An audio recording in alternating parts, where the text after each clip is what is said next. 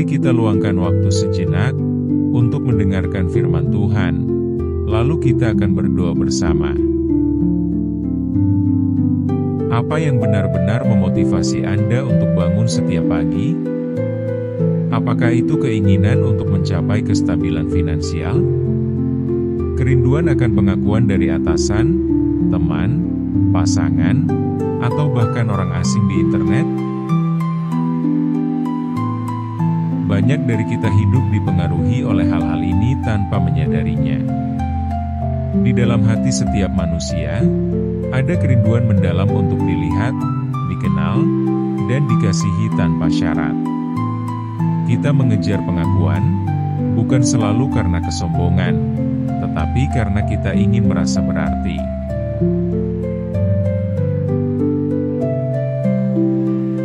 Namun, kenyataannya, tidak ada pujian manusia yang dapat mengisi ruang dalam hati kita yang hanya bisa diisi oleh Tuhan. Penghargaan dunia mungkin bersinar sejenak, tetapi akan pudar seiring waktu.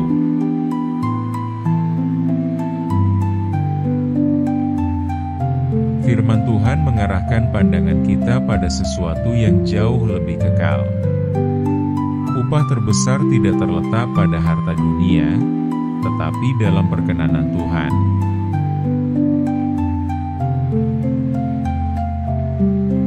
Kolose 3 ayat 23-24 mengingatkan kita.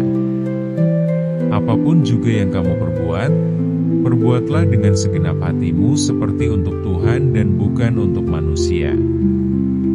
Kamu tahu bahwa dari Tuhanlah kamu akan menerima bagian yang ditentukan bagimu sebagai upah. Kristus adalah Tuhan yang kamu layani.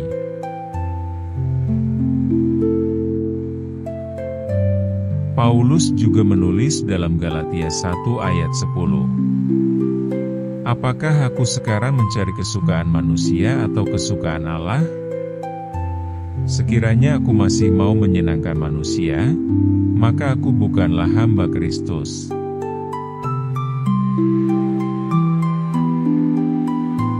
Ayat-ayat ini mengingatkan kita bahwa kita bebas dari perlombaan yang melelahkan untuk terus membuktikan nilai diri kita. Anda tidak perlu tepuk tangan dunia untuk menjadi berharga. Anda tidak perlu sorotan untuk dilihat.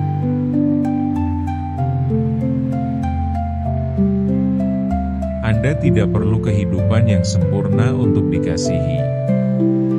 Tuhan sudah mengenal hati Anda. Setiap tindakan ketaatan yang tersembunyi, setiap momen iman yang kecil, setiap doa yang terucap dalam kesunyian, tidak ada satupun yang luput dari perhatiannya. Bahkan air mata yang Anda teteskan dalam diam pun tidak terlewat. Apapun yang dilakukan dengan kasih, kebenaran, dan iman, tidak pernah sia-sia di mata Tuhan.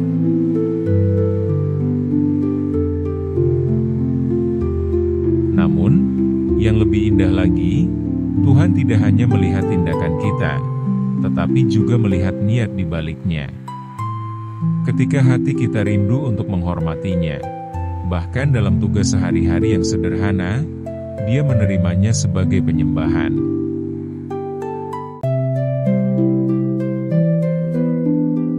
Pekerjaan, studi, memasak, mengasuh anak, semua itu bisa menjadi ibadah ketika dilakukan dengan kasih dan rasa syukur.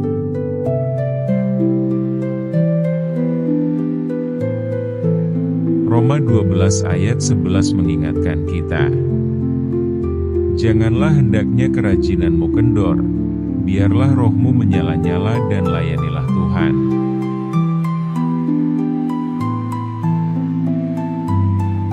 Ya, hidup bisa melelahkan. Kita mudah kehilangan fokus. Hati kita seringkali mengembara. Tetapi ketika kita mengingat apa yang telah Yesus lakukan,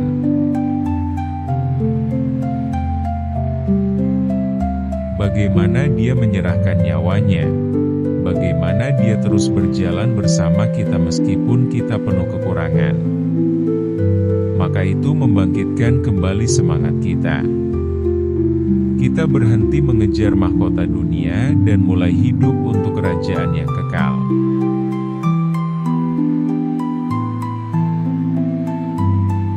Bukankah itu yang kita inginkan dalam lubuk hati yang paling dalam?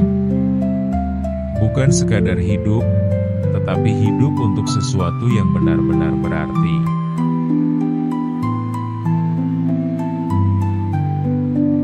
Ketika kita hidup untuk menyenangkan manusia, kita akan selalu merasa gelisah, takut mengecewakan, takut tidak cukup baik, takut dilupakan. Tetapi ketika kita hidup untuk menyenangkan Tuhan, kita mulai mengalami kebebasan.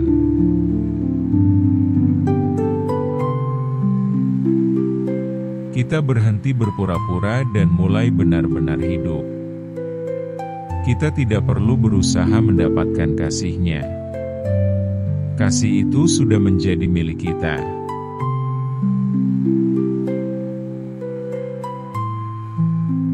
Dari tempat anugerah itulah, kita bisa mengasihi orang lain dengan lebih tulus, melayani dengan lebih sukacita, dan menjalani hidup dengan keyakinan yang tenang. Keyakinan bahwa tidak ada kegagalan atau penolakan yang bisa mengguncang kita.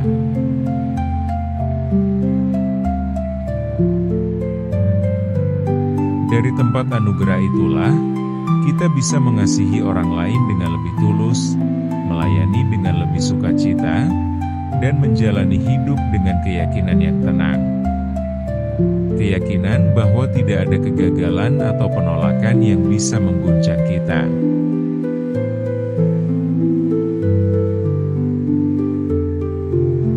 Dan itu mengubah segalanya. Itu mengubah cara kita bekerja. Bukan sebagai cara untuk naik lebih tinggi, tetapi sebagai cara untuk melayani dengan baik. Itu mengubah cara kita melihat hubungan.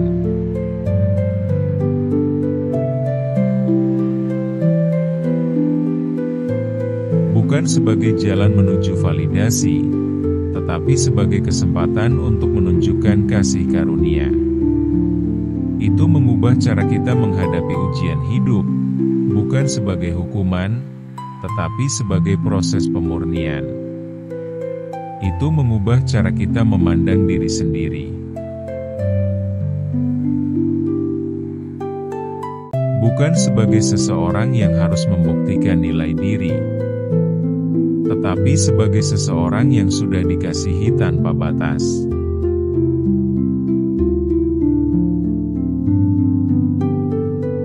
Tuhan tidak hanya menginginkan sebagian dari hidup kita. Dia tidak ingin menjadi catatan kaki yang kita ingat hanya pada hari Minggu atau saat kita mengalami kesulitan. Dia ingin menjadi pusat dari segalanya.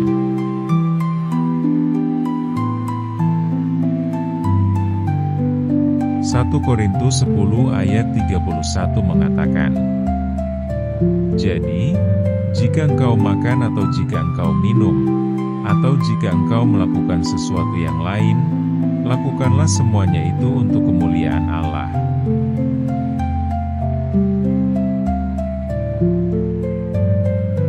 Itu termasuk rutinitas paling sederhana. Pagi yang sunyi, jam makan siang, jalan sore. Semuanya bisa menjadi sakral jika dilakukan dengan kesadaran akan Dia.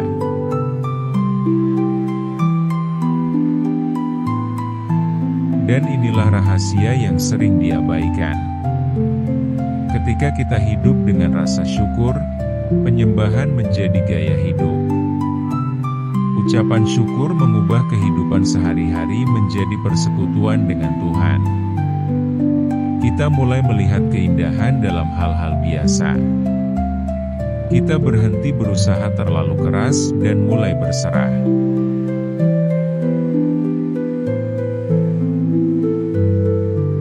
Jadi, lain kali ketika Anda bangun dan bertanya pada diri sendiri, mengapa Mengapa aku melakukan semua ini? Berhentilah sejenak.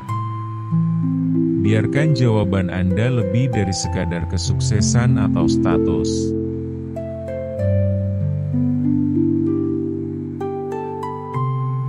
Biarkan itu menjadi ini. Aku hidup karena aku dikasihi oleh Tuhan. Aku bangun karena Dia masih memiliki tujuan bagiku. Dan aku akan melakukan segala sesuatu untuk kemuliaan-Nya.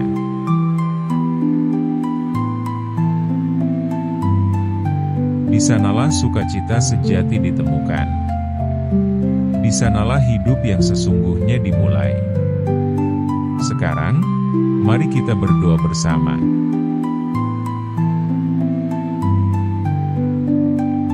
Bapa yang penuh kasih, aku bersyukur atas kasih-Mu yang tak berkesudahan. Engkau telah memanggilku dengan namaku, memberikan tujuan dalam hidupku, dan berjalan bersamaku di setiap musim kehidupanku. Engkau adalah Bapakku, sumber sukacitaku, bagianku yang sejati.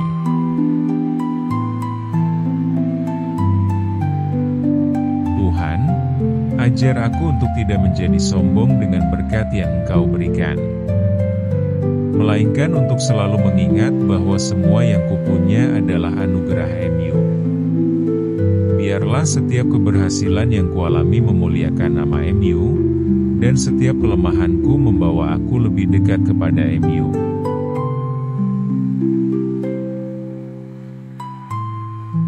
Ketika hidup terasa berat dan aku merasa rapuh, ingatkan aku bahwa Engkau adalah yang menenangkan badai, yang menguatkan aku di saat lemah, dan yang menopangku saat aku tidak mampu berdiri sendiri.